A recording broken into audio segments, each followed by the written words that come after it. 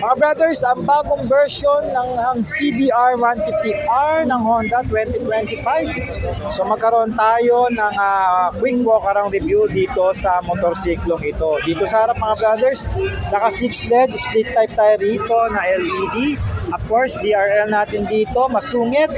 Naka Showa, inverted fork tayo rito. Disc brake ang harap na merong ABS. Nissin caliper na yan, dual piston po yan. 100/80 po ang ating mags dito na RIC at naka gold cast po ito, no?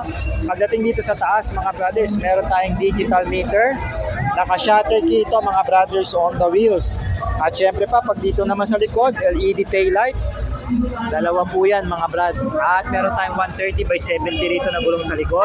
And of course, naka-disc brake din ito with the ABS na rin mga brothers. Pagdating naman sa seat height, 788 ang taas ng upuan nito mga brothers.